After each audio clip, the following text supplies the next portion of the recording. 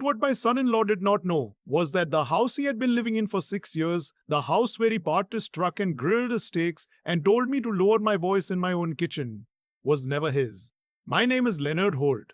I am 64 years old, and this is a story of how I gave everything I had to the wrong person, and then quietly, without a single warning, took it all back. I built that house with my hands, not as a figure of speech. I poured the foundation myself, weekends and evenings after my shift at the plant, for almost 2 years. That was 1987. My wife Ruth Ann was pregnant with our daughter, and we had maybe $4,000 in a savings account and a piece of land her father had left her in his will. We couldn't afford a contractor. We couldn't afford to fail either. So I learned what I needed to learn, got in favors from every man I knew, and we moved in before the first frost. Ruth Ann and I raised our daughter Penny in that house. She grew up on that land, learned to ride a bike in the driveway, had her prom pictures taken on the front porch. When Ruth Ann passed from ovarian cancer 11 years ago, I sat in the backyard for 3 nights in a row because I couldn't bear to be inside. That house held everything. So when Penny called me in the spring of 2018 and said she and her husband were struggling, that they might lose their rental and she didn't know what to do, I didn't hesitate. I told her to come home. Both of them. His name was Trent. Penny had married him 4 years before that. I had never been completely easy around him, but I couldn't point to anything specific back then. He was charming in a way that made me feel like I was being managed. He laughed too quickly at things that weren't funny and went quiet in ways that felt deliberate. But Penny loved him, and she was my daughter, and her happiness mattered more than my instincts. They moved in that May. Trent brought 2 trucks worth of stuff and acted like he was doing me a favor by filling up the spare rooms. He set up a workshop in my garage without asking. He started telling the neighbors, casually, that we had done work on the back deck as if his foot on my land made it partly his. I told myself these were small things. I told myself I was being difficult. It started with a grocery budget. Trent decided, about 3 months in, that since we were all living together, we should pool the grocery money. Made sense on the surface. He offered to manage it since he said he had the time. I was still working part-time at the supply company. I was also paying the mortgage, the utilities, and both their car insurance because Penny had asked me to help just until Trent found steadier work. I want you to understand something about how this kind of thing happens. It doesn't happen all at once. There's no single moment where you can point and say, there, that's where I should have stopped it. It happens the way a slow leak happens. You notice the damp patch on the ceiling, and you tell yourself it's probably nothing, and then one day the whole roof is soft. By the end of that first year, Trent was handling most of my finances. I had let it happen gradually. He was home during the day. He was good with computers. He offered to set up online bill pay, and I said yes because I was tired and I missed Ruth Ann and it was easier. He started talking to my accountant directly. He started opening my mail. Penny seemed happy. Happier than she'd been in years, honestly. I held on to that. My grandson Tucker was born in January of 2020. 8 pounds 3 ounces. He had Ruth Ann's ears. I know that sounds like a small thing to notice, but when you've lost someone you love and then you see some tiny piece of them return to the world, it stops you cold in the best possible way. I held that boy in the hospital and I made a silent promise to Ruth Ann that I would do right by him. What I did not know at that moment was that Trent had, the previous fall, added his name to the deed of my house. He had done it quietly, through a quit-claim deed, at a time when I had signed a stack of documents he'd put in front of me. He told me they were refinancing papers to lower my interest rate. I signed them at the kitchen table one Tuesday night while the news was on. I did not read them carefully. I was 62 years old and I trusted my daughter's husband. I found out in March of 2021. I had called my attorney Don Bauer to update my will. I had been putting it off since Ruth Ann died and I wanted to finally make sure Tucker was protected. Don pulled up the deed as a matter of routine and went quiet on the phone in a way that made my stomach drop. Leonard, he said, did you intend to add Trent Mackey to this deed as joint tenant with right of survivorship? I did not know what those words meant at first. Don explained it to me slowly. Joint tenant with right of survivorship meant that if I died, Trent would automatically inherit my home. Not Penny, not Tucker. Trent. It also meant he had legal co-ownership right now, today, and could not be removed without his consent or a court order. I sat in my truck in the parking lot of Don's office for a long time after that. There was a Dairy Queen across the street, and a woman was walking out with a cone, and I just watched her and tried to keep breathing. I didn't tell Penny right away. I needed to think. I needed to understand exactly how much I didn't know. Over the next 3 weeks, Don helped me pull together a full picture. What we found made me feel like a fool. And I want to say that clearly because I think people who've been taken advantage of by someone they love often feel the same way. And I want you to know the feeling is a lie. Being trusting is not stupidity. Having someone you love exploit that trust is not your failure, it is theirs. But in those 3 weeks, sitting at Don's conference table going through my own financial records, I felt like the biggest fool in the state of Ohio. Trent had been siphoning money from the joint grocery account into a personal account I didn't know existed. Small amounts, but consistent, over 2 years. Roughly $11,000 total. He had also applied for a home equity line of credit against my house using his joint ownership and had drawn $40,000 from it over 18 months. The money had gone to a motorcycle he kept at a storage unit 2 towns over, stock trades that had mostly failed, and cash withdrawals I couldn't trace. He had also, and this one took Don a moment to tell me, because I think he was trying to find the gentlest way to say it, listed himself as the primary beneficiary on a life insurance policy that I had originally taken out with Ruth Ann named on it. He had presented me with a beneficiary update form along with some other papers about 8 months after Ruth Ann died, at a moment when I was still not functioning at full capacity, and I had signed it without reading it. I drove home from Don's office that last day knowing exactly what I was going to do. I was not angry. I want to make sure I say that correctly. The anger had come and gone in those 3 weeks. What I felt now was something colder and more useful. I had a plan. The first thing I did was nothing. I went home. I ate dinner. I watched television. I talked to Tucker while Penny gave him a bath. I acted like a man who knew nothing and suspected nothing and had no idea his life was about to change completely. The second thing I did, over the following 2 weeks working closely with Don and a forensic accountant Don brought in, was document everything. Every transaction. Every signature. Every document Trent had put in front of me. Don said we had enough for criminal fraud charges. More importantly, we had enough to have the quitclaim deed voided based on fraud and undue influence. The third thing I did was find Penny a good family law attorney. I want to explain this because it matters. By this point, I knew that some of what had happened was going to hurt my daughter. She was going to find out her husband was not who she thought he was. She was going to need her own legal counsel, separate from mine, someone who would fight for her and for Tucker, regardless of what happened between her and Trent. I found her a woman named Gail Mercer, who had offices in Columbus and who came highly recommended by 2 people I trusted. I set aside a retainer for her without telling Penny yet. The fourth thing I did was call my bank, my personal accounts, the ones with my retirement savings and the money I had been setting aside since I was 23 years old working double shifts, had never had Trent's name on them because I had opened them before he came into my life. I transferred everything into a new account at a different institution. I also called the life insurance company and began the process of disputing the beneficiary change on the grounds of fraud. Don had already drafted the legal paperwork to accompany that. Then I waited for the right moment. It came on a Thursday in October. Trent had been increasingly short with me over the previous weeks.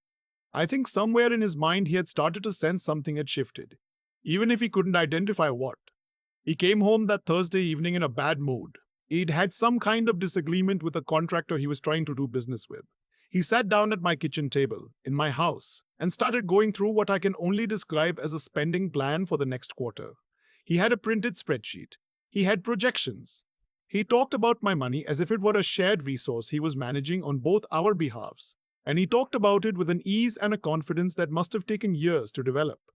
At one point, he looked up from the spreadsheet and said, "I need you to sign a few things this week," updating the HELOC and a couple other items. I said, "Sure." He nodded and went back to his papers. That was Thursday evening. Friday morning before he was awake, I left the house at 6:15 with 2 bags I had packed 3 days earlier and driven to a storage unit in a neighboring town. I was not angry. I was not dramatic. I put the bags in my truck, drove out to Maplewood Lane where I had been quietly renting a small furnished apartment for the past 5 weeks under a month-to-month lease, and I made coffee. At 9 that morning, Don Bauer filed a legal action to void the quitclaim deed. The fraud documentation went in simultaneously. At 9:15, a process server showed up at my front door with papers for Trent Mackey. I did not see his face when he opened the door. I was 30 miles away drinking coffee and watching the birds at the feeder on the apartment windowsill. But Dawn called me at 9:40 and said the filing had gone smoothly, and I said thank you, and we talked for a little while about next steps. What happened in the days after that is harder to write about because it involves my daughter. I had called Penny that Friday afternoon. I told her I loved her and that I was sorry she was about to have a very difficult week, and I told her the name and number of the attorney I had hired for her. I told her the retainer was paid. I told her that regardless of what happened with her marriage, she and Tucker had a father and a grandfather who would not let them fall. She cried. She said she didn't believe it about Trent. Then she went quiet in a way that told me some part of her did believe it. Marriage to someone like Trent doesn't leave you completely unaware. You feel things you learn not to say out loud. Over the following month, as the legal process moved forward and as Gail Mercer went to work for Penny, the full picture came out. Penny moved to denial and then a grief that was painful to witness. She was not just losing a husband, she was losing the version of her life she had believed she was living. That is a particular kind of loss, and there is no shortcut through it. I stayed 30 miles away, and I called her every single day, and some days she wanted to talk, and some days she didn't, and I was there either way. Trent hired an attorney and fought the deed challenge. He lost. The fraud documentation was too clean. A judge in Franklin County voided the quitclaim deed 7 weeks after filing. The criminal fraud investigation, which the county prosecutor had opened based on Dawn's referral, was ongoing. The home equity line of credit was the more complicated piece. Because it had been issued against legitimately co-owned property, even fraudulently co-owned, the bank's position was tangled. Dawn spent 3 months sorting it out. In the end, we reached a settlement in which Trent was held personally liable for the full $40,000 and a repayment plan was ordered as part of the civil judgment. He had almost nothing liquid by that point. He was going to be paying that back for a long time. The life insurance beneficiary change was successfully reversed. The insurance company, faced with Dawn's documentation, did not contest it. Penny filed for divorce in January.